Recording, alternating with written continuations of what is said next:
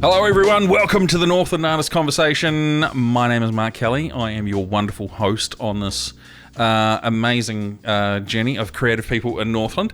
Man, hasn't it been an interesting summer so far? It has, and it really has, because we had Cyclone Hail come through, and that was all kinds of messed up, and there has been bugger all sun, and where has summer? And it's, we're in February, we've got no summer. It's been weird. Maybe a few days of the odd sunshine here and there, but I don't know, man. It's just so crazy.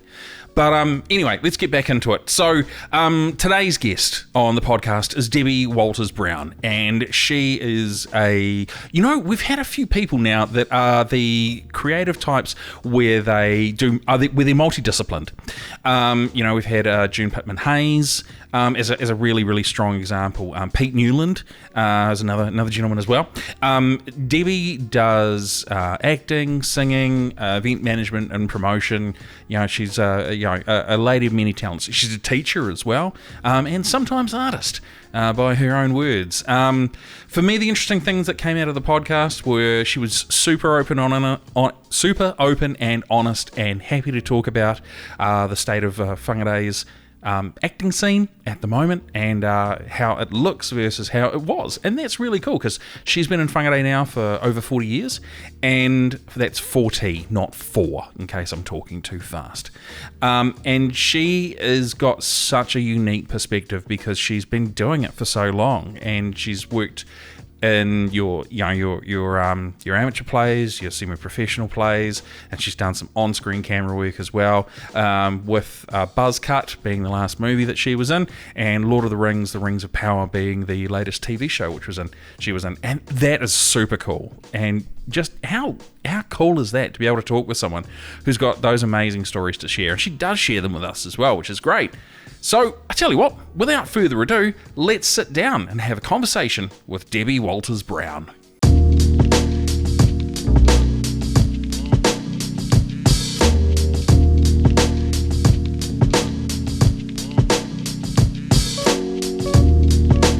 I was in a music video once for Head Like a Hole.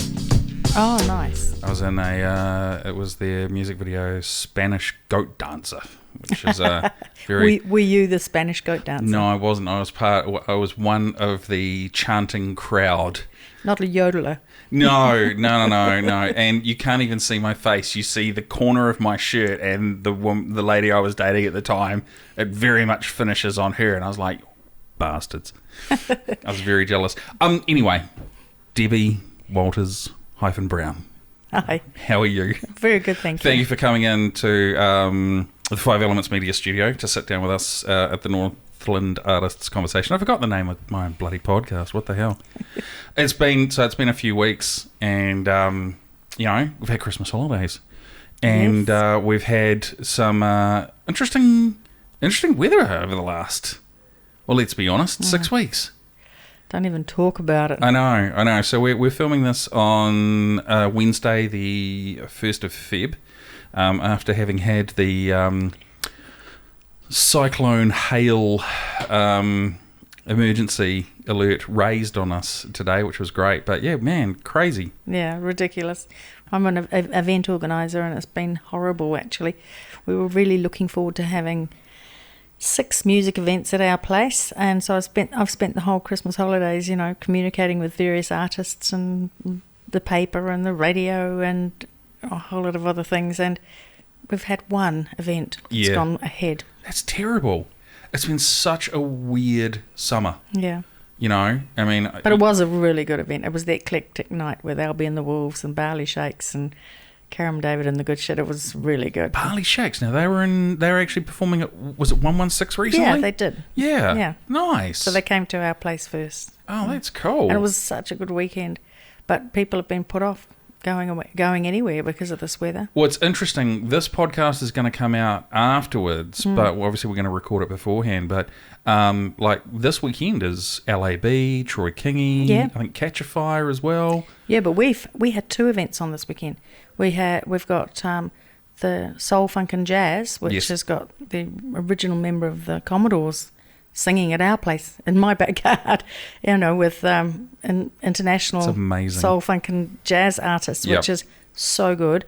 And that's on Saturday night. But the Rock and Rods, which was going to be the same day as the car and bike show in Waipu, have you ever heard of that? Yes, I have. I was actually hoping to go to Rock and Rods. Well, as well. You will be able to, because it has been postponed till the 25th of February. Oh my God, okay, right. Yeah. Well, here's hoping we actually get a decent spell of good weather, sunshine, and not this horrible humidity that we're in at the moment. Yeah. Viewers and listeners, you may not be able to hear it in the background, but we've got a fan going because it is disgustingly hot. Yes. It's very warm. It's not nice at all in here, with the lights. It's, and it's a small studio as well. Yeah. So normally we would have all of our artists do a pre-interview form, so I've got a little bit of paper, and that way I can kind of go off there and ask questions. Yeah. But you know a bit about me already. Well, yeah, we've got a bit of background, We've got a bit of history, which is cool. So we normally break the podcast down into 4 parts. Yep. Which is we sort of talk a bit about a person's journey into how they got started in creativity, a bit about their influences, a little bit about, did they always start off in that creative space, or did they start somewhere else and kind of migrate there? And then, what things they've got coming up. So it's a bit of an eclectic mix. So let's start with the background. Sure. Now, you and I met through the Sheila Wynne Shakespeare for Schools Festival. Yeah, the Shakespeare Globe Centre New Zealand Tokerau Regional Festival, which I'm still the co-ordinator of. Yes.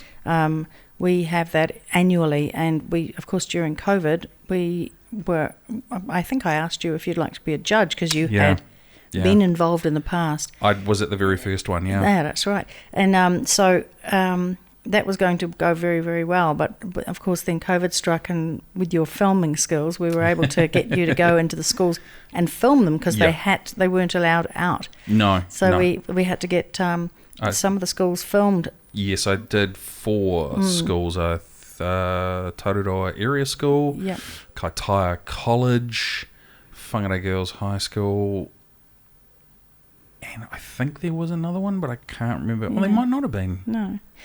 But yeah, and then everyone submitted the videos for their pieces, and then myself and the other lady, who I've forgotten, because we did this in 2021. Yeah, that's right. Yeah, it was Jess Bell. That's the one. Yeah, and I mean, that was really successful. Actually, we were able. The Kaitaia College were just so appreciative that at least they were able to do something and have a goal and have a purpose during that time when they were so isolated. Yes, and, very much so, because it was, COVID was still really rampant among the community. There wasn't a lot of travel happening for people. It was, we couldn't have large events. I think it was a limit of 100, and obviously for a big festival where you're sort of drawing on, where you've got like massive amounts of students and then their support people, and then you've got an audience. That's what, 300, 400, 500 people? Yeah, it can be up to 500 people depending on how many schools enter. Yep, and the scope that schools put their pieces together. I think Tokerau Area School did a very large ensemble piece as well. They've been doing that for the last 3 years, actually. Yeah. And they're doing really well. They did really well with it last year as well.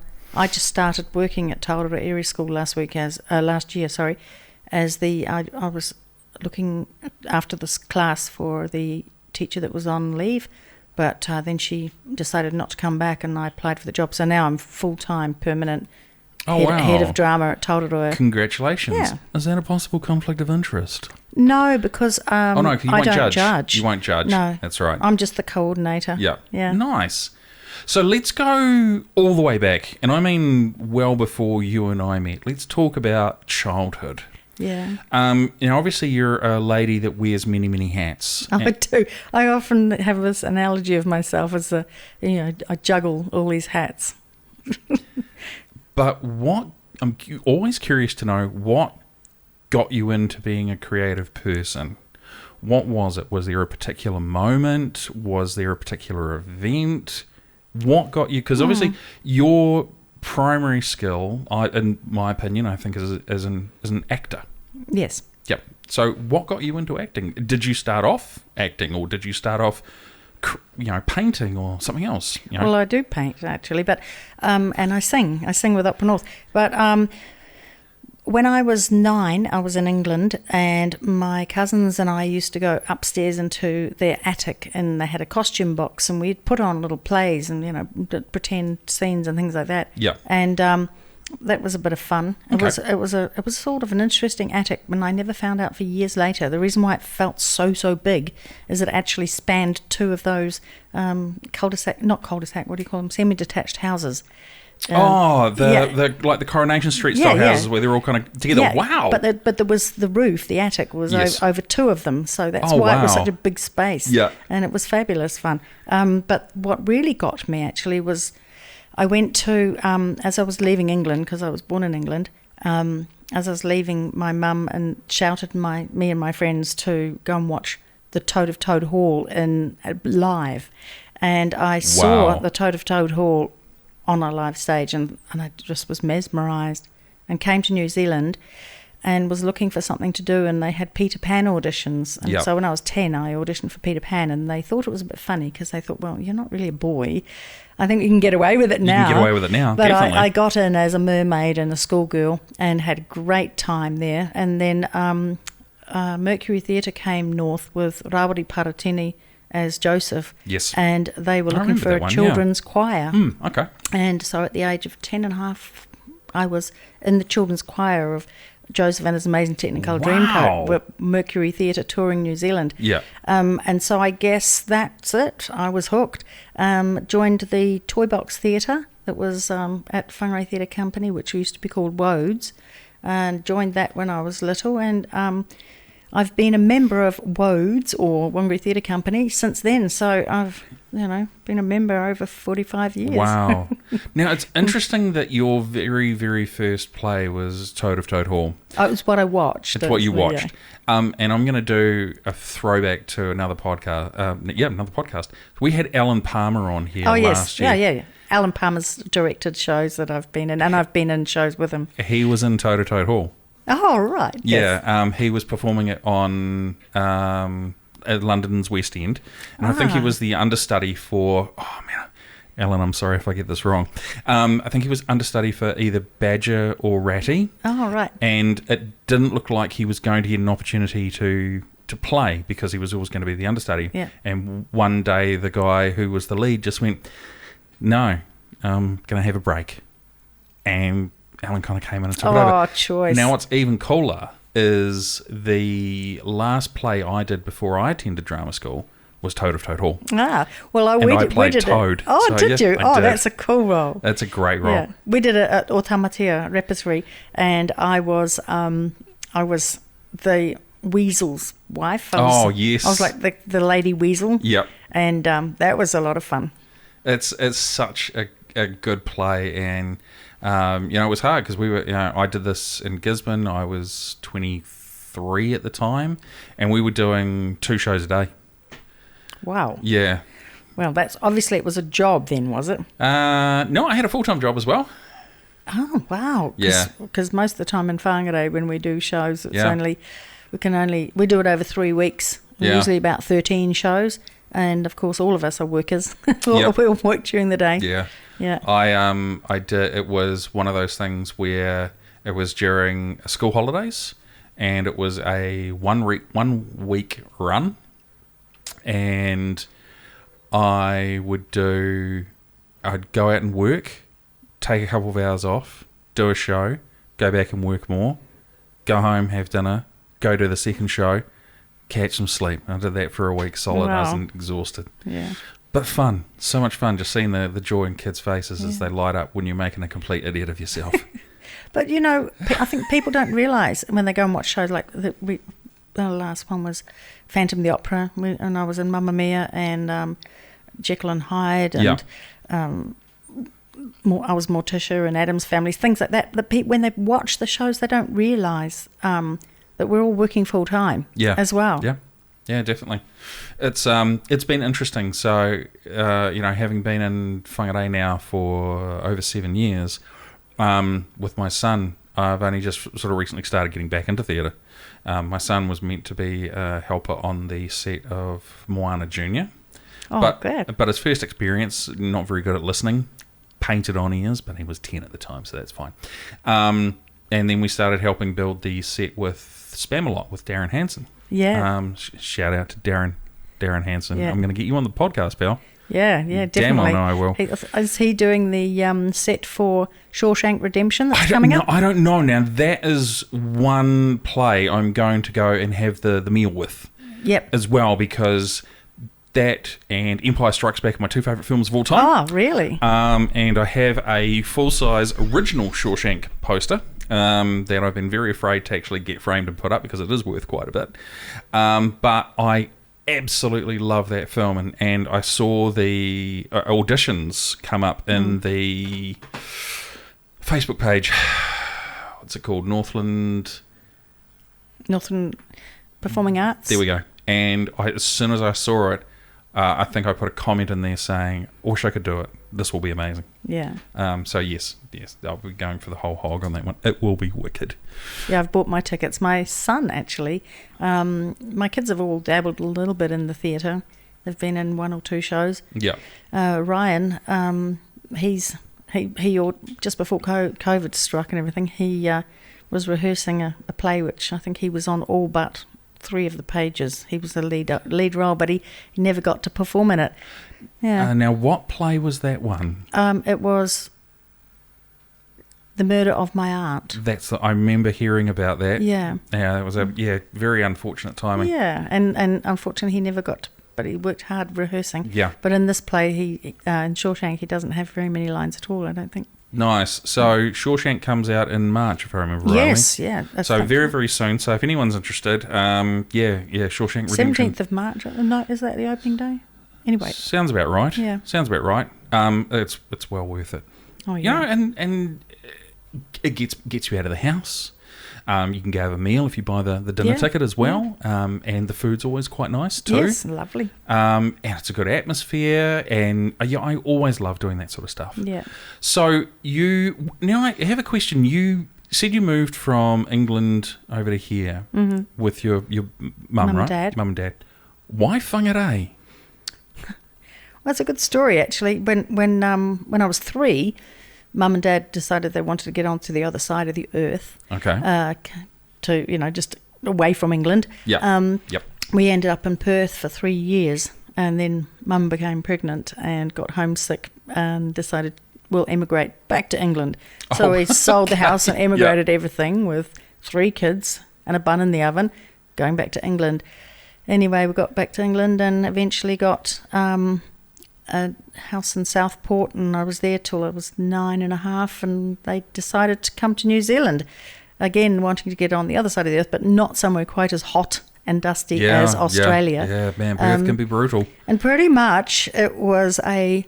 wow, it really was a finger point. Whangarei. Whatever they did, I don't know how they pronounced it, but they didn't know how to pronounce it then, and I've been in whangarei ever since, and I love it. Yeah, that's great. So you did all of your formative years of schooling here. So your intermediate through to your high school. Yep. Okay. Started at Raumanga Intermediate.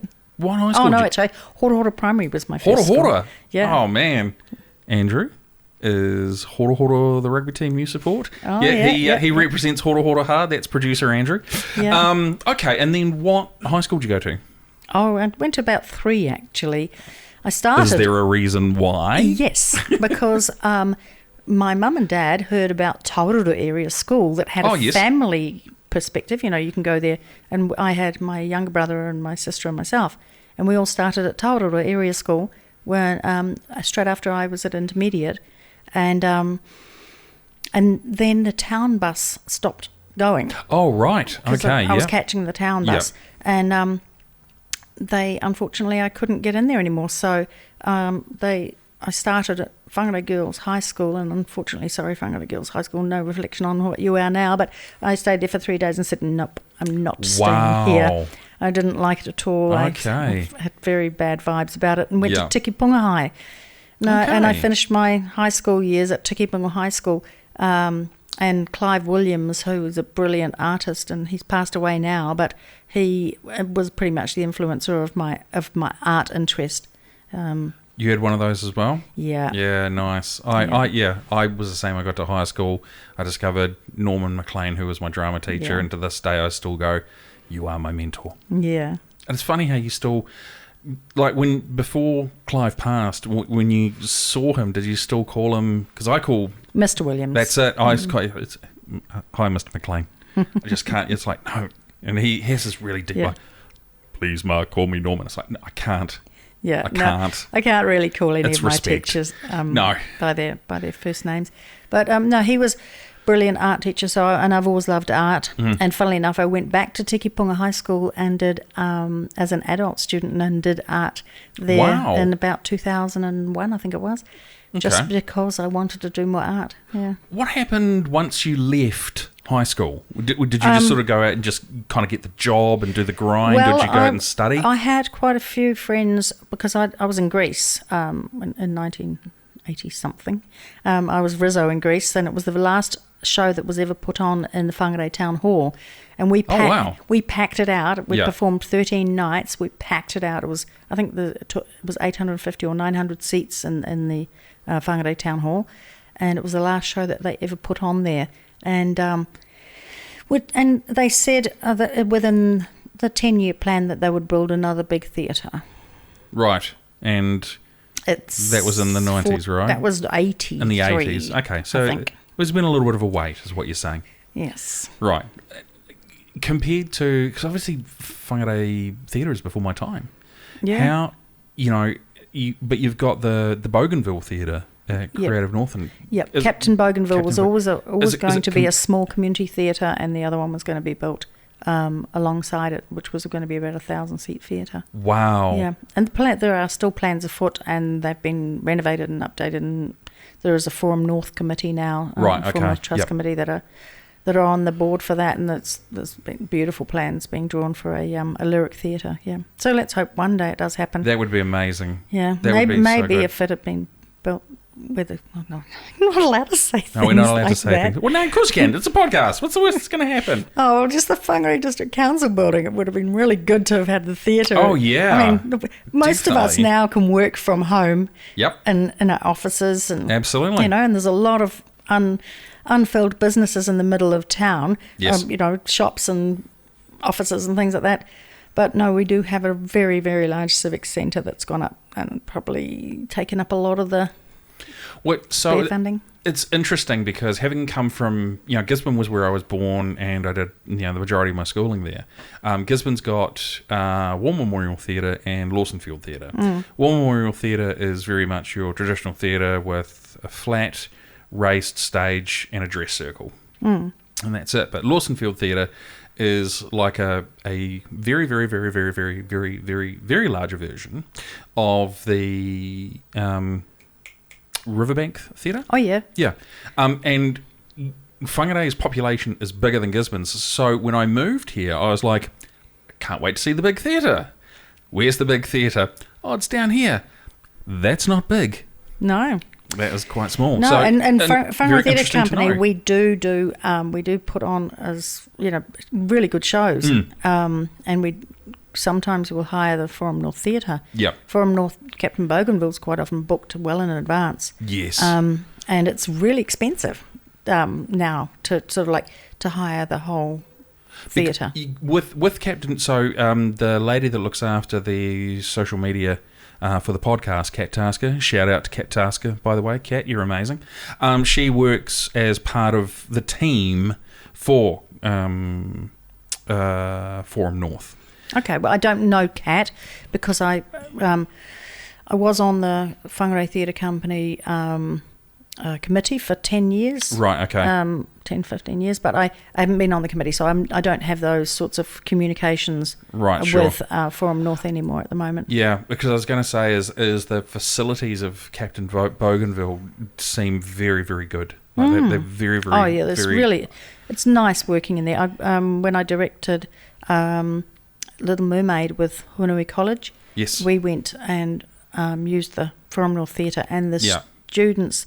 I don't know. I think there's something about performing in that space. It just lifted the game. Yeah, definitely. And it just felt so special. I've seen a couple of kind of musical performances there, musical theatre, not musicals as such, and they've been absolutely stellar. There was a really good one where a few different schools had all kind of hired the hall out. Yeah. Just amazing, amazing. From your perspective, as someone who's been here for a few decades, I say that respectfully, where do you think theatre sits at the moment? Oh, as I was saying to you earlier on, I'm the Shakespeare co-ordinator, and I'm so thrilled to see there are student groups out there that are performing next week. There's 4 different plays of Shakespeare that are being directed by students, and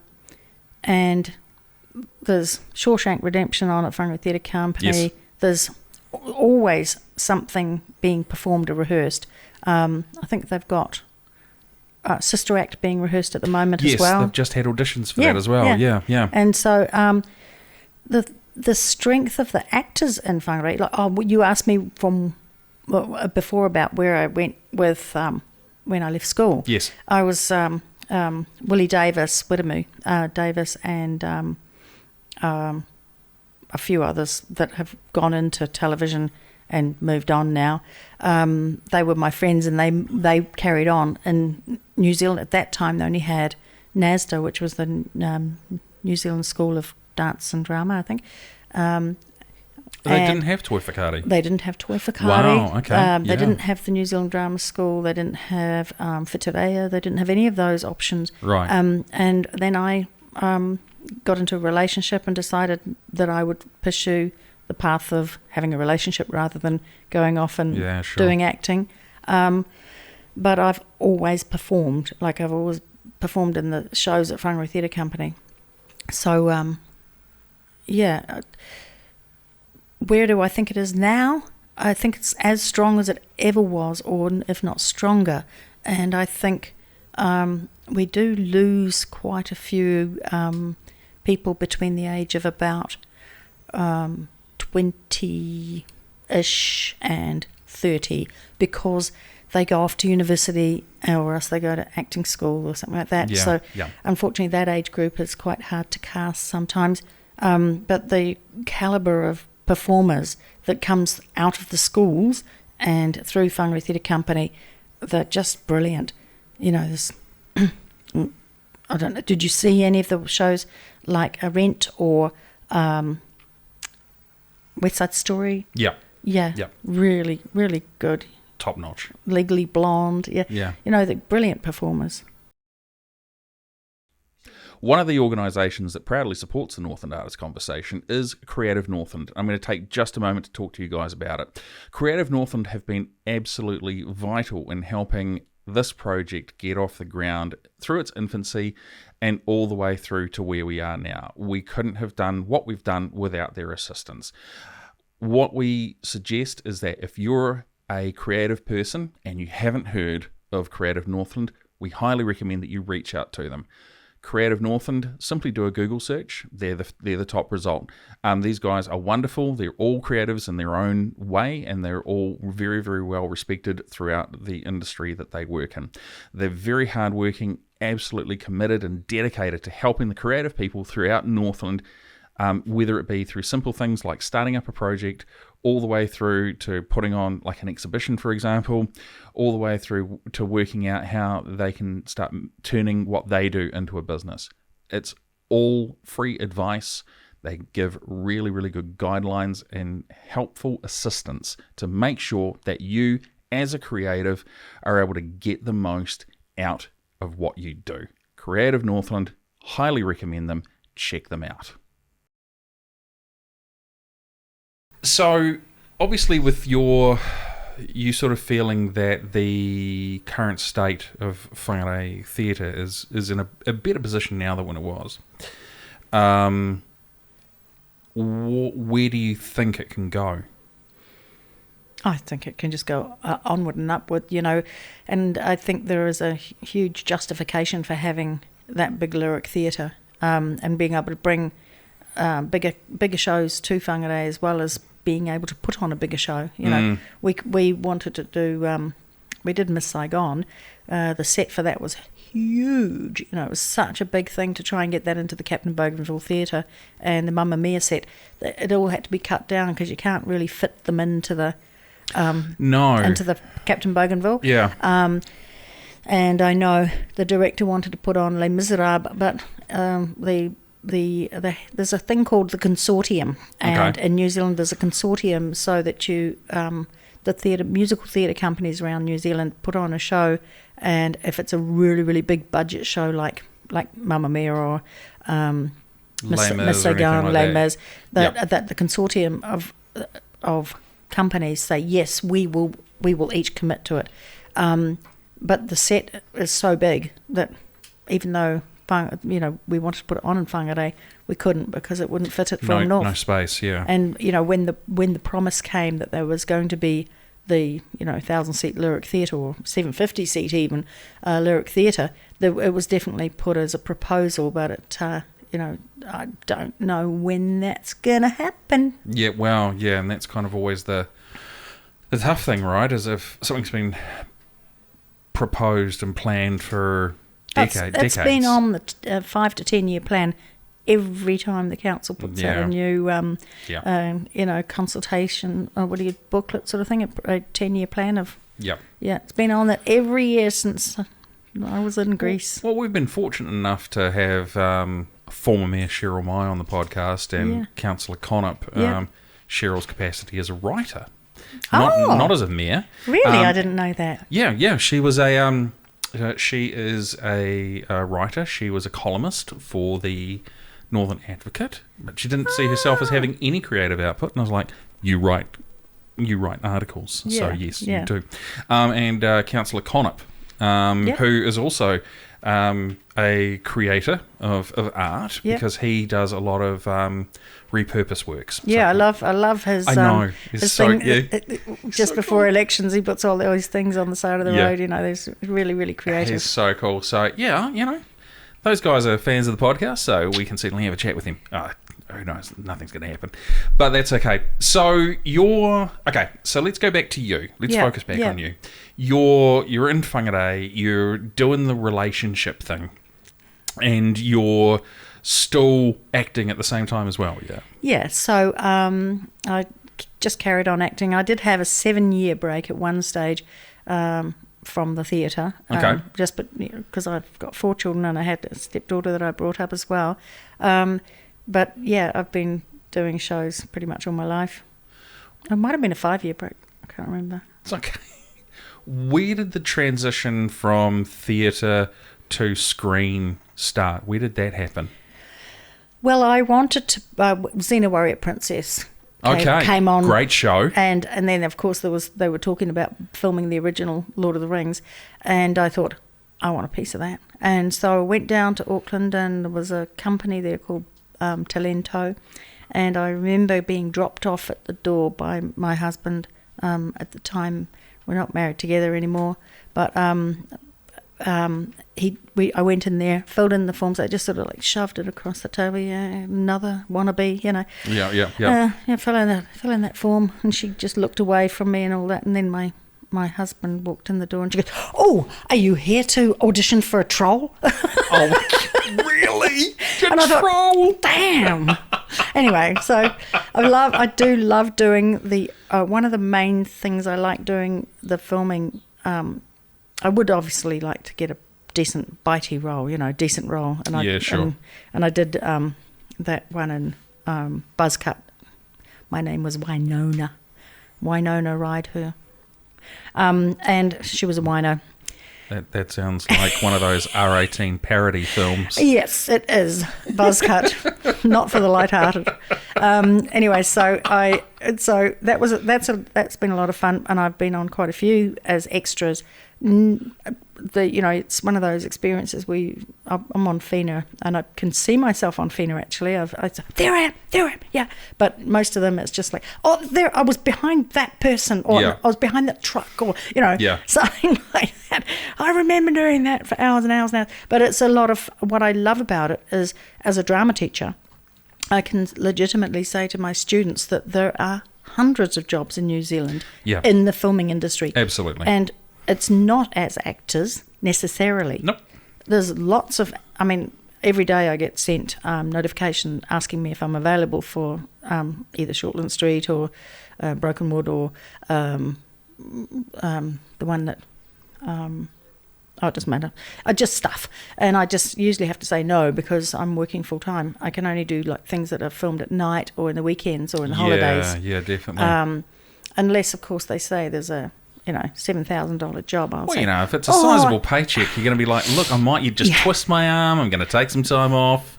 But unfortunately, because I'm with a background group as an extra rather than, I suppose I could get myself an agent but I really don't have time to be honest.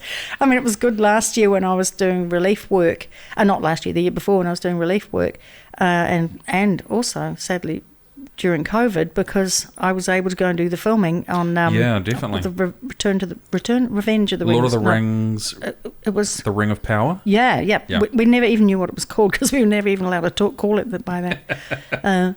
It was like don't even arrive in the dark and leave in the dark. It's always interesting talking with actors, and you're the kind of the second actor that we've had on here. With Alan Palmer. A lot of people have a lot of misconceptions about what it's like being on a set. Right, yeah. I've been on a short, I've been on a film, I've been on a music video, obviously, Head Like a Hole, and I was in one of those land transport safety ads many years ago.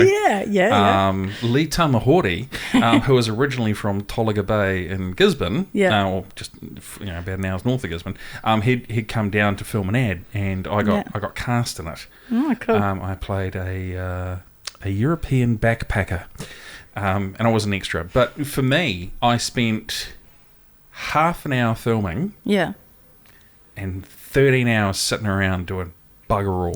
Exactly, yeah. One of the quickest jobs I got was when they were doing the legalised marijuana referendum, and it was very funny. I loved it actually, and it was really quick and was effective filming. But most of the time, 13 hours, and you don't get on stage a lot. On the scene a lot, or you do spend a lot of time rerunning. Okay, do it again, retake, take number 15. They do it from different angles and things like that, and then it gets clipped and put on the floor, so you don't actually get to see yourself on it mostly. Luminaries, you got to see a smidgen of my face while she was coming into New Zealand, and the Letter to the King, I was actually the maid of honour to the Queen. Oh, wow. In Letter to the King, which was really cool experience. The experience on set is actually far more rewarding than I think watching it, because you actually get to see all the detail that they've gone into. Yeah, definitely. A huge amount of detail, the costuming and the set making and the staging, design, makeup. It's just so cool. As I was saying to you before, it's like time travel. Yes. You actually get to be in a medieval village and during a festival when a king arrives on a chariot, and it's like the whole experience is phenomenal. And again, you just get to see the corner of my face. I think, wow, they spent so much time and money and effort getting me on set with the costume and everything. Now, we were talking about Buzzcut, and we were talking about Buzzcut when we were inside. Is that kind of the latest piece that you've been in? A television piece. On screen in general? Because I'm curious, because obviously you had, I guess, a bit more of a pronounced role in that film. Because normally with extra, so I've got to see if I can remember right. You have, there seem to be different tiers. So Yep. you have your background extras. Yep. You have your extras that have a line. Yep. And then you have your supporting characters, and Yep. then your leads. Yeah. Right. So, no, actually, it was the Lord of the Rings one that I was on. The Rings of Power. Yeah, the Rings of Power. I was on I went down to Auckland about 20 times. Wow. Leaving home sometimes at 2 or 3 in the morning, 4 o'clock in the morning, sleeping in my van, getting on set before. That was after Buzzcut, actually. Oh, that was after Buzzcut. Oh, and okay. Creamery. Creamery, I think, was somewhere in the middle there. And now, Buzzcut was a local film, is that right? It was made by Jaffa Productions, so Jaffo actually, and it was sort of low budget, typical Chainsaw Massacre type or Splatterfest, splatter film. Splatter films, Yeah, yeah. yeah. And the special effects were just so much fun. I had laughed more than I've ever laughed in my life filming that film. Yeah. Just some of the actors, the interactions between them were just so crazy and just ridiculous. And I remember the director asking me at one stage, he said, "Are you laughing as your character, or are you just laughing because it's funny?" I said, "I just can't stop laughing." It's so funny. Yeah, it was ridiculous. But, we saw the release of it in Auckland. I took my sister down, Nice. my husband and I, Yep. and my son, and we went down to watch the release in Auckland, which was very cool. Got to sign posters and stuff like that. Oh, wicked. Yeah, but it's all a great experience. Anything coming up? Well, now that I'm full-time Yeah, drama teacher, yeah.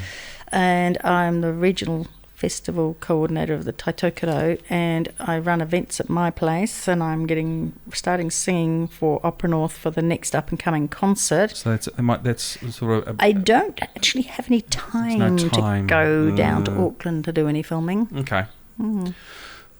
As someone who's been acting for a while, for people that are listening or students that might listen as well, if you were to impart some pieces of advice for anyone looking at getting into acting or theatre or screen work or anything like that, what advice would you give them based on your years of experience?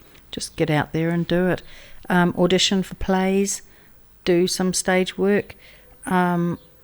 Definitely, I would advise to go and do some local stage work, because you get to see how a show is put together. It's not the same as filming, but it gives you an appreciation of the time and the patience that you have to have, and the actual creation and the making of it. I think some people think, "Oh yeah, I'm going to go down to the movies and I'm going to be famous," and the process is a long process. Unless you just happen to Strike it lucky. And it is lucky. It is mostly about what the director is looking for, and it's often not about you, it's about the other cast that they have cast. Yeah. So it's, I guess sort of what you're saying is that if you look at the entire ensemble, it's, will you fit in to that ensemble piece to, because you're not only there to deliver a performance, but you also don't want to be a dick. No. Oh, and the interesting thing with stage and screen, the difference is on stage you have to be a bit more out there and facial. I don't really have any problem with having big facial expressions. I'm pretty expressive, but on screen you have to be less. And I got selected actually, and it didn't end up on the clipping floor, which was amazing. Nice. In the Lord of the Rings one, which isn't called the Lord of the Rings. The Rings of Power. The Rings of Power. What it is, it's called the Lord of the Rings, the two dots, whatever they're called, and then the Rings of Power. So in that one, I was asked if I would go. We had 150 extras that had been sitting there, like you said, for hours. Asked if I would come in and to shoot a scene. And I'm like, oh, exciting. And so they said, we're going to shoot the scene where you are in the tavern and the orcs have just trashed the village. Right, so okay, we're all hiding in the tavern, and they had this really, really cool little window sill that was a really deep, like a big concrete window, and these wooden shutters with leather straps on them. Yeah. A really, really rustic. The tavern, the village that we were villagers of, was just amazing. It just was like you time travelled into an old village. Yeah. And so they said, what we want you to do, Debbie, is we want you to just open the wooden shutter and look out the window and then see the orcs coming. So I'm like, yeah, okay, yeah, I got this. Whoa, exciting. Yeah. Big cameras, right, and the camera sort of was right sort of from here to you away. Right. And it slowly got closer and closer to my face, you know. So it was pretty exciting, and they told me what they were going to do. Anyway, so they said, okay, 3, 2, 1, action. And then I went like that, and they said, good, that's really good, Debbie. Okay, so we just need a little bit less in the face and more in the eyes. Yeah. So I had to shoot it 3 times, and nobody knows this actually. Oh, go on, share it. Well, the cameramen were there, and there was this really hunky orc guy that wasn't dressed as an orc at that time. He was on his way to the costuming or something like that. Yeah. And he had no shirt on, and it was muscular, and he walked past the cameraman, and I opened up the window and went, did you really? And they said, okay, we'll just try that again. Anyway, a friend of mine who was like, whoa, I didn't expect that. Oh, cop an eyeful. But there wasn't actually really literally any orcs coming at that stage. Yeah, it no. was like, I had to pretend just there was. hunky dudes and then they with came. abs. Then they came around inside the tavern and shot it from the other side. And I thought, that'll end up on the clipping floor, But a friend of mine who was in the scene as well next to me, and she was cradling a child in her arms. She said, nailed it, Deb, nailed it. And apparently she was watching the program. Yeah. And I haven't even seen it yet. You haven't seen it? I haven't seen it yet. Goodness, it's terrible. The series. It's terrible. No, that's terrible. Oh, you haven't it's seen terrible. it. I know, because I'll know exactly when I walked up the hill, Exactly. and I'll know when I carried that bundle of firewood, and I'll know when I was running away, and the whole thing, because I was on quite a few of them. So I followed the story. I actually started to get context of it. I started writing my own version of what we were filming. Oh, wow. From the perspective of the villagers. Yep, that's cool. And so I was like writing. We arrived. We arrived in the forest today, and the horsemen were, whatever. And I would tell stories about the other extras. Sure, yeah. And I yeah. gave them all names and all backstories and stuff like that. It was so fun, and it just gave me something to do while I was sitting there waiting to be called onto set. Now, you have talked a few times about your place. Yes. Now, is our farm. Your farm. Okay, right. So this is where it's going to get interesting, because when you've said it, I've like, is there a place called your place? And then I've only just clicked now that your place, you're actually meaning your house. Yes. And your property. Yeah. Now, obviously, you have many. That's actually a really good idea. Come over to our place. That's it. Yeah. No, it's actually our house. Copyright.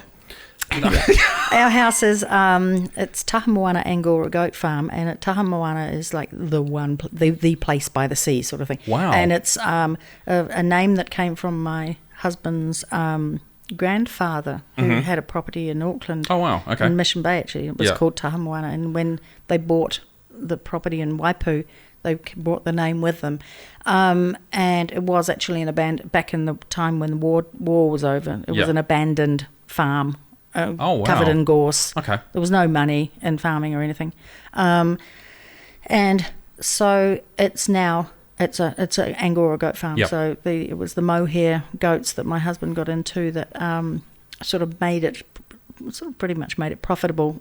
His father was able to finance getting fencing and fertilizer by finding kauri gum under. Oh, right. As he was trying to get rid of the gorse. Yeah, as he's sort of digging everything up, he's finding this stuff. So that was back in the day when you could sell kauri gum for varnish and things like that. Yeah. Anyway, so Tahamoana is. My husband he's a bit of Dave is a bit of like a capability brown person. He sees potential in land. He loves the land. Nice. And I remember him standing on the deck saying, I want it to look like a park. I'm going to plant some trees there, and I'm going to move those rocks over there, and I'm going to mow the paddock a bit further. And he slowly, over the years, just mowed the paddock a bit further, and now the whole backyard is just a big lawn. Wow. And people would, I had my very first, and we had our very first Classics at the Cove concert 10 years ago for Karam David, a student of mine who was going over to London to pursue his musical career. Oh, wow. And he had a band called The Goods. Okay. And I said, well, let's run a concert at our place, and we'll get a few, because we had some friends that were members of bands. Yes. And I was a member of Opera North. And so we just asked who wants to come along and sing in Classics at the Cove. And we called it Classics because we had a classic rock band, a classic bluegrass band, a classic opera group, and so it was called Classics at the Cove. And we didn't get a heck of a lot of money from that, but we gave it whatever we took through the gate, we gave to Karam to send him on his way. And he came back last weekend when we did the Eclectic Night. He came back with his band, The Goods, with one extra person, and of course he didn't call it The Goods anymore. We called it The Good Shit because he kept. I mean, why not? We just couldn't resist that because it's.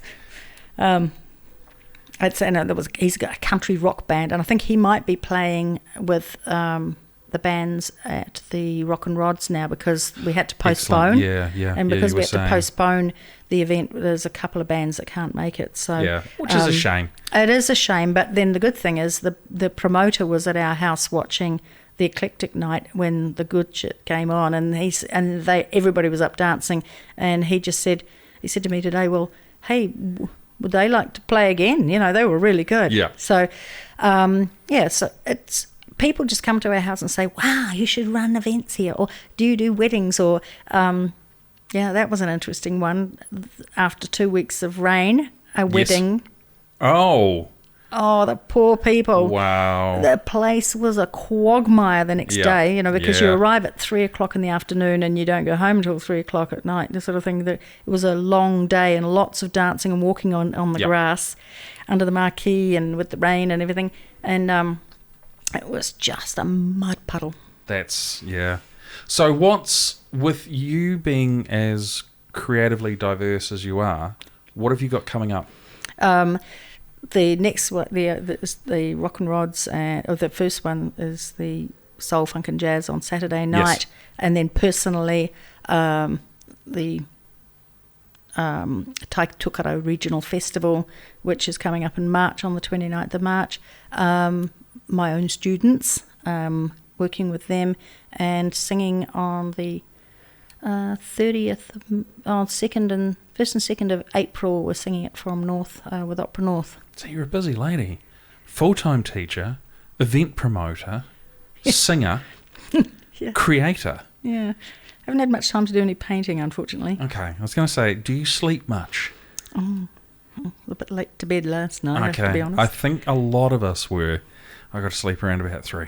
That's another story. Yeah. Debi Walters-Brown, thank you so much for joining us You're very welcome. for the Northland Artists Conversation. For me, it's been an absolute blast to connect again after a couple of years. So thank you very much for joining us. I really appreciate it. Thank you. Nice to be here.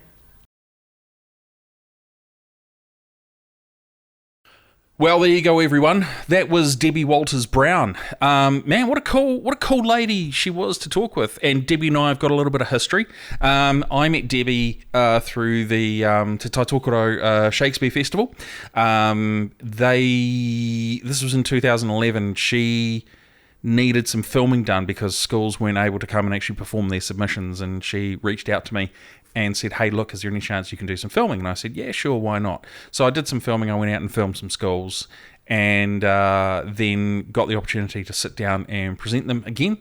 And then she said, well, hey, seeing as you were involved, why don't you be a judge? I was like, man, that's really cool. Very flattered. Thank you very much. So, she was so wicked to talk with. It was nice to reconnect after 18 months, maybe a couple of years. And, having that connection again is really, really important, because when you're an artist, you want to connect with as many people as you can to help get the word of what you're doing and what they're doing out. And her journey, talking about having started off in England and then moving across to, Perth initially, and then moving back to England before moving to Whangarei is...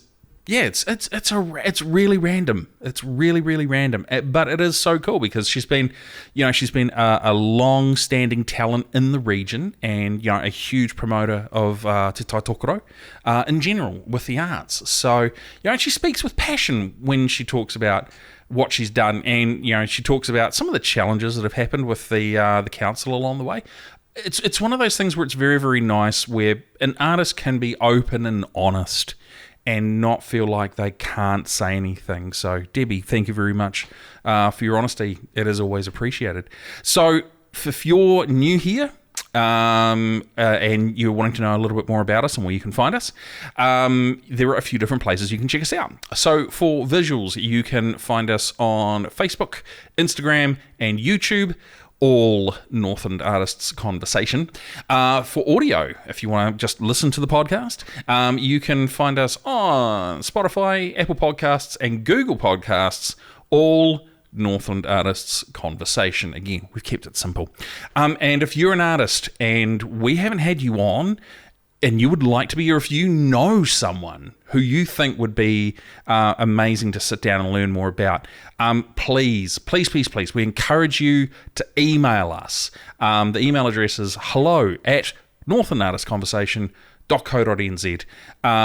We've got a wonderful lady who does all of the communications. That's Marino. She'll reach out to you and she'll book you in as soon as possible. We also have Patreon as well. That's where if you want to support the podcast a little bit more, you can. We have 2 tiers at Patreon. We have the first tier, which is Cup of Coffee. That's $5 a month. That means you donate $5 a month to us to keep the podcast going.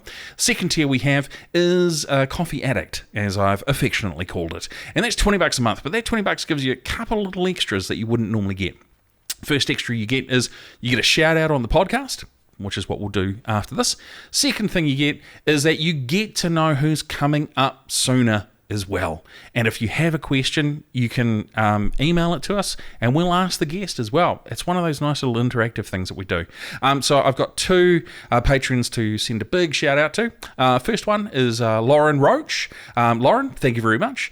And the second one is Michael Boter. So Lauren and Michael, thanks very much for supporting us, guys. It really is appreciated. Just as an FYI, Lauren is actually going to be doing her Mila and the Bone Man book launch at the Whangarei Library on Valentine's Day, and she reached out to the Northland Artists Conversation and asked if we would like to do kind of like another podcast with her, but on stage in kind of a live format. Absolutely, we said yes. Make sure you check out Lauren's event. You can find that at Whangarei Libraries, and you do need to register your interest. I believe it's free to get in, but on the day there'll be books and nibbles and drinks, and you can get signed photos or an autographed copy of the book as well. It'll be great. We're also going to be having a Q&A as well, which will be really, really exciting. So a good opportunity for people that want to get to know Lauren a little bit more. She's been on the podcast. She was one of our earlier guests.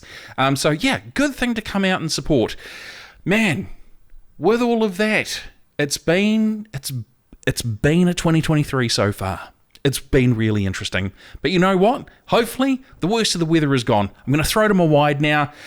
Say, guys, if you're watching or listening, thank you very much. We really do appreciate it. We appreciate the support. Remember to like, share, and subscribe on YouTube. And if you're on Facebook, please make sure you follow us. Give us a little love heart or the ticky thing or the thumbs up, or if there's something funny that pops up as well. Just comment, interact with us. We'd love to hear you guys' comments, thoughts, suggestions. It's always welcome and always amazing. On that high note, my name is Mark Kelly. Behind the desk tonight is producer Andrew. So on behalf of myself and the rest of the Northland Artists Conversation team, thank you very much for tuning in to us, and we will see you guys real soon.